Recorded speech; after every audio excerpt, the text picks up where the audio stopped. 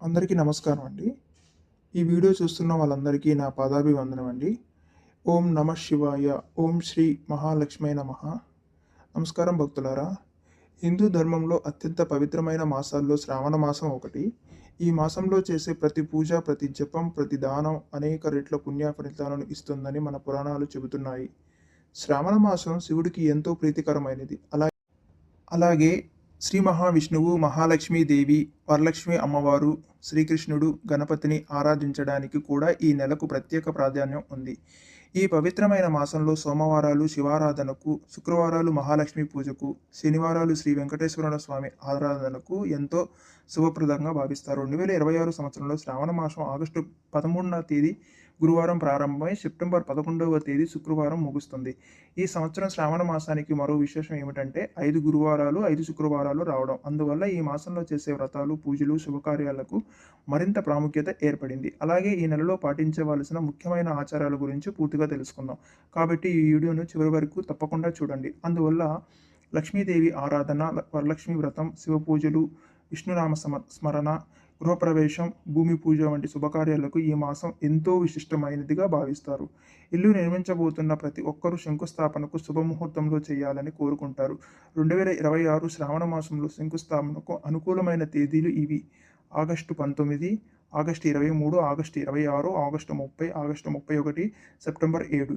ఈ తేదీల్లో బ్రహ్మముహూర్తంలో శంకుస్థాపన వస్తే శుభ ఫలితాలు కలుగుతాయని పండితులు చెబుతున్నారు. అలాగే కొత్త ఇంటిలోకి ప్రవేశించడం జీవితంలో అత్యంత ముఖ్యమైన శుభకార్యం. అందుకే సరైన ముహూర్తాన్ని ఎంచుకోవడం చాలా అవసరం. 2026 శ్రావణ మాసంలో గృహప్రవేశానికి అనుకూలమైన తేదీలు ఆగస్టు 16, 17, 20, 22, 23, 24, అలాగే 26, 27, 28, 30, 31. ఆగస్టులో ఈ తేదీల్లో ఉన్నాయి. సెప్టెంబర్ 3, 4, 5, 6, 7 తారీఖుల్లో కూడా శుభముహూర్తాలు ఉన్నాయి. ఈ రోజుల్లో శుభలగ్నంలో గృహప్రవేశం చేస్తే ఇంట్లో సుఖశాంతులు, ఆరోగ్యం, ఐశ్వర్యం, సంతోషం పెరుగుతాయని విశ్వసిస్తారు. సాయంత్రం తర్వాత తాంబూలం ఎందుకు ఇవ్వకూడదంటే, మన పెద్దలు సాయంత్రం దీపం వెలిగించిన తర్వాత తాంబూలం, పసుపు, కుంకుమ, ఉప్పు వంటి మంగళ వస్తువులను ఇంటి నుంచి బయటకు ఇవ్వకూడదని చెప్తుంటారు. దీనికి కారణం లక్ష్మీదేవి ఆ సమయంలో ఇంట్లోకి ప్రవేశిస్తారని విశ్వాసం. ఆ వేళ మంగళకరమైన వస్తువులు బయటికి ఇస్తే ఐశ్వర్యం కూడా బయటికి వెళ్ళిపోతుందని నమ్మకం. అందుకే సాయంత్రం తర్వాత తాంబూలం ఇవ్వకుండా మరుసటి రోజు ఇవ్వడం ఉత్తమమని పెద్దలు సూచించారు. తాంబూలంలో ఒకే ఒక్క ఎందుకు ఇవ్వకూడదు? తాంబూలం అనేది మంగళానికి ప్రతీక.